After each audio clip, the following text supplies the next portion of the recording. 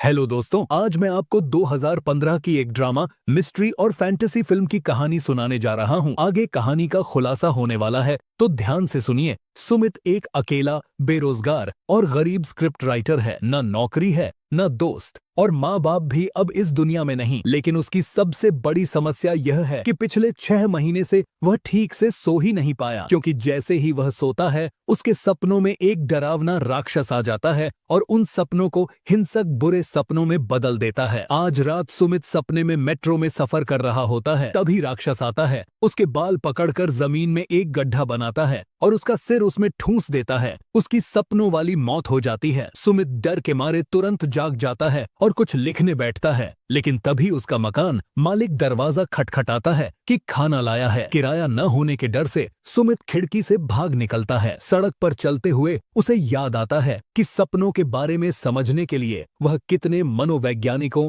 डॉक्टरों, वैज्ञानिकों और धार्मिक लोगों के पास गया था, पर किसी के पास ठोस इलाज नहीं था। वह एक ठेले से क्रेप मंगाता है, बिना अंडे के, क्योंकि बस उतने ही पैसे हैं। लेकिन ठेले वाला उसे फ्री में अंडा डाल देता है। इंतजार करते हुए उसकी नजर सामने वाले कैफे पर जाती है, जहां हिना काम करती है, वही लड़की जिस पर उसे सालों से क्रश है। वह उससे पहली बार तब मिला था जब दोस्तों के साथ एक बार में था और हिना अपने बैंड के साथ गा रही थी। उसकी आवाज ने सुमित का दिल जीत लिया था। क्रेप लेकर जैसे ही वह बैठता है, अचानक उसका पुराना मैनेजर संजय आ धमकता है। सुमित भागने लगता है और रास्ते में क्रेप भी गिरा देता है, लेकिन कमजोरी के चलते ज्यादा दूर नहीं जा पाता। संजय उसे पकड़कर एक रेस्टोरेंट में ले जाता है और खुद खाना खाते हुए उसे डांटता है। कॉन्ट्रैक्ट का काम समय पर पूरा न करने के लिए सुमित सफाई देता है कि अनिद्रा के चलते वह लिख नहीं पा रहा, लेकिन संजय सुनने को तैयार नहीं और 10 दिन में स्क्रिप्ट पूरी करने का अल्टीमेटम दे देता है। घर लौटकर सुमित देखता है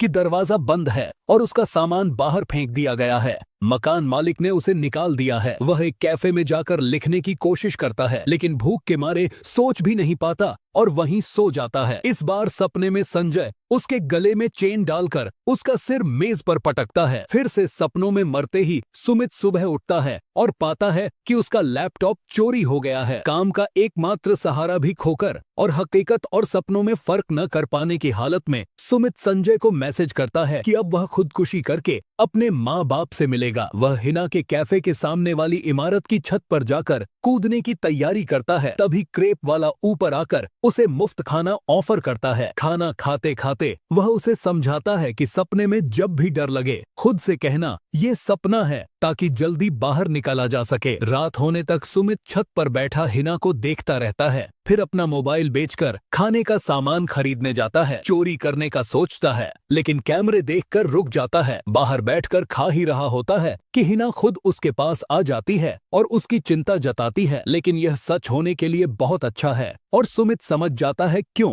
क्योंकि यह हिना नहीं, वही राक्षस है। वह उसे कांच की दीवार पर पटक देता है और स्टोर वाले को लगता है जैसे सुमित को पैनिक अटैक हो रहा है। राक्षस तलवार निकालकर उसे भोंकने की कोशिश करता है और खिड़की से बाहर फेंक देता है। गिरते हुए सुमित को क्रेप वाले की सलाह याद आती है। वह खुद से कहता है कि यह सपना है और तुरंत जाग जाता है, लेकिन हैरानी की बात यह है कि हकीकत में भी वह टूटी खिड़की से बाहर जा रहा होता है। बस इस बार वह घायल नहीं होता, बल्कि उसके हाथ में राक्षस की असली तलवार आ चुकी होती है। वह फौरन वहां से भाग निकलता है, इससे पहले कि एम्बुलेंस पहुंच जाए। सुमित पूरी रात बाहर बैठकर तलवार से देखता रहता है, यह पक्का करने के लिए कि कहीं वह फिर से सपना तो नहीं देख रहा। सुबह होते ही वह इसे बेचने के लिए पुरानी चीजों के बाजार जाता है और खरीदारों का उतावलापन देखकर समझ जाता है कि उसके हाथ कोई अनमोल चीज लगी है। सीधे एक पॉन शॉप में जाता है, जहां उसे तलवार की असली कीमत 20,000 मिलती है। पैसे मिलते ही सुमित नई लैपटॉप खरीदता है, अच्छे रेस्टोरेंट में खाना खाता है और एक 5 स्टार होटल में ठहर जाता है। रात होते ही वह स्लीपिंग पिल्स लेकर अपने सपनों के इंतजार में लेट जाता है। इस बार सपना भी उसी होटल में शुरू होता है। वह कमरे से निकलकर गलियारे में घूमता है,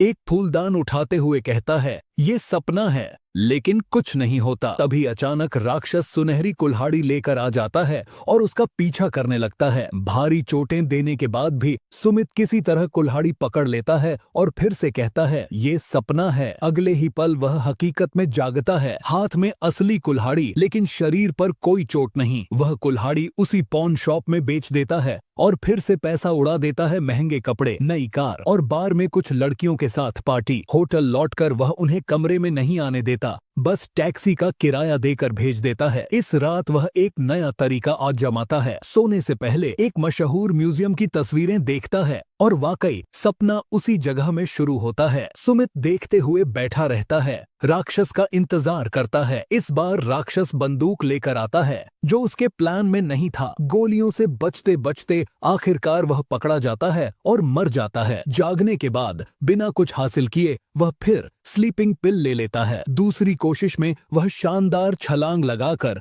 2 एंटीक्स पकड़ता है और ये सपना है कहता है। जागने पर उन्हें एक प्रोफेशनल एंटीक डीलर को बेचता है। 2 मिलियन की मोटी रकम मिलती है। हालांकि कुछ लोग उसकी तकनीक पर शक भी करते हैं। दुकान से निकलते समय उसका पुराना मैनेजर संजय गुस्से में मिलता है, जिसने सोचा था कि सुमित मर चुका है। सुमित उसे एक महंगे रेस्टोरेंट में ले जाकर खाना खिलाता है और पहले का उधार चुका देता है, बताते हुए कि वह अब लिखता नहीं। अगले दिन सुमित आखिरकार हिना के कैफे में जाता है, लाटे मंगाता है और पूछता है कि क्या वह उसे पहचानती है, लेकिन जवाब न में मिलता है। वह यह भी पूछता है कि वह कैफे क्यों बेच रही है, तो हिना बताती है क्लाइंट नहीं है और दुकान बस कर्ज बढ़ा रही है। रात में सुमित संजय के साथ पीता है, लेकिन अपने राज पर चुप रहता है। संजय होटल तक छोड़ने के बहाने कमरे में वापस आता है और उसका वॉलेट ऑफ चेकबुक देखने लगता है। तभी सुमित अचानक सोने की चेन हाथ में लेकर जाग उठता है। अब राज जानकर संजय उससे इस धंधे में साझेदारी की भीख मांगता है, जिस पर सुमित थोड़ी सोच में पड़ जाता है। अगले दिन वह हिना का कैफे खरीद लेता है और कहता है कि उसे ही चलाना है, मुनाफा बांट लेंगे, घाटा वह खुद संभालेगा। शुक्रिया जताने के लिए हिना उसे डिनर पर बुलाती है, जहां नए बिजनेस की बातें होती हैं और हिना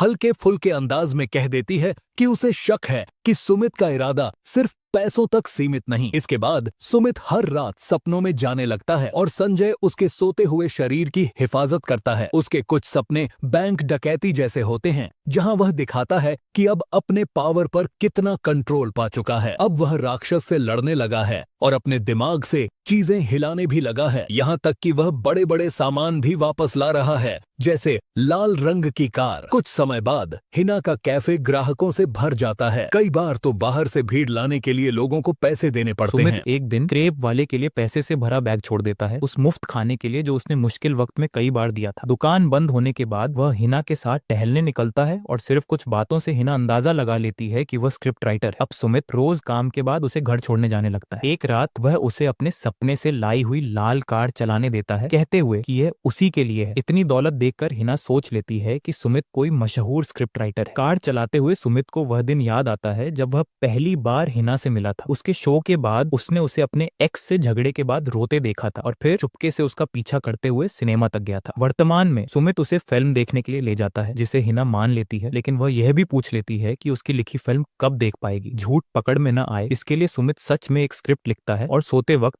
उसे संजय को पढ़ने के लिए दे देता है, क्योंकि हिना उसके दिमाग में लगातार रहती है। सपने में वह खुद को बिस्तर पर हिना की कई कॉपियों के साथ पाता है और जल्दी ही खुद को जगा लेता है। तभी देखता है कि संजय उसकी स्क्रिप्ट पढ़कर रो रहा है। फिर उनका प्लान शुरू होता है। वे स्क्रिप्ट को एक फिल्म कंपनी को बेचते हैं और अपनी ही जेब से पैसा लगाकर बड़े बड़े स्टार्स को साइन कराते हैं, ताकि फिल्म ब्लॉकबस्टर बने। उसकी उपलब्धि के लिए एक खास डिनर भी रखा जाता है, जिसमें सुमित हिना को अपने साथ ले जाता है। एक नकली प्रेजेंटेशन भी होती है, जिसमें दावा किया जाता है कि उसने कई सुपरहिट फिल्में लिखी हैं, लेकिन नाम नहीं दिया, क्योंकि वह दुनिया घूमना चाहता था। कुछ दिन बाद एक सपने में सुमित को कुछ अजीब दिखता है। एक ध्यान मग्न भिक्षु का शरीर। वह उसकी कमरबंद उतारने की कोशिश करता है तो उसका हाथ राख बनकर उड़ जाता है। वह हार नहीं मानता। हाथ लौटते ही फिर कोशिश करता है और जैसे ही बेल्ट निकालता है, भिक्षु उसकी छाती पर 2 धुएं छोड़ते उंगलियां रख देता है। राक्षस इस बार नहीं आता और बेल्ट व भिक्षु दोनों ही गायब हो जाते हैं। एक रात सुमित हिना को उसी छत पर ले जाता है जहां वह कभी खुदकुशी करने वाला था और उसके लिए तैयार किया गया आतिशबाजी शो दिखाता है। जब हिना हिना पूछती है कि क्या वह उसी तरह अचानक गायब हो जाएगा जैसे आया था। वह वादा करता है कि कभी उसे छोड़कर नहीं जाएगा। इसके बाद वे हिना के घर जाते हैं। वह बाथरूम में जाती है और सुमित मन ही मन अपने इजहार की प्रैक्टिस करता है, लेकिन अचानक उसे सीने पर चोट सी महसूस होती है। आईने में देखता है तो दो काली धुआंधार लकीरें नजर आती हैं। वह अपने होटल पहुंचकर वहां चल रही संजय की पार्टी को नजरअंदाज करता है और सीधे बिस्तर पर चला जाता है। संजय तैयार था आज रात भी खजाना लाने में मदद करने के लिए, लेकिन सुमित कहता है कि इस बार वह अकेला सोएगा। सपने में वह खुद को एक ऊंची खाली इमारत में पाता है जहां बालकनी पर कोई रहस्यमयी शख्स खड़ा है। करीब जाकर देखता है वह उसका बुढ़ापा है जो अब बिखर कर राख हो रहा है। जागने पर उसके कंधे पर एक नया निशान होता है और अगले कुछ घंटों में शरीर पर और भी घाव नजर आने लगते हैं, सारे वहीं जहां सपनों में राक्षस ने उसे चोट पहुंचाई थी। सुबह वह फिर सलाह लेने क्रेप वाले के पास जाता है, लेकिन वहां पहुंचने से पहले ही एक वैन आकर उसे किडनैप कर लेती है। आंखों से कपड़ा हटता है तो वह खुद को एक सुनसान इमारत में पाता है। चारों तरफ गुंडों का गैंग जिसका सरगना है चंदन। सुमित कहता है कि वह जो चाहे देगा और 10 मिलियन पर सौदा तय होता है। वह संजय को फोन करके पैसे लाने को कहता है, लेकिन पैसे आते ही चंदन के आदमी उन्हें छीन लेते हैं। साथ ही संजय को भी पकड़ लेते हैं, जिसे चंदन सौदेबाजी के लिए इस्तेमाल करता है। कोई और रास्ता न देखकर सुमित उन्हें अपने फ्लैट ले जाता है, साथ में बेहोश संजय भी। वहां वह उन्हें अपना छुपा हुआ कमरा दिखाता है जिसमें ढेरों कीमती एंटीक्स रखे हैं। चंदन उससे पूछताछ करता है कि इतनी दुर्लभ चीजें उसने कहां से पाई। तभी रिसेप्शन से इंटरकॉम पर सूचना मिलती है, हिना उसे मिलने आई है। सुमित उसे टाल देता है ताकि वह सुरक्षित रहे, लेकिन रिसेप्शनिस्ट हिना को परेशान देखकर कह देता है कि दरवाजा खुला है। जैसे ही हिना लिफ्ट से बाहर आती है,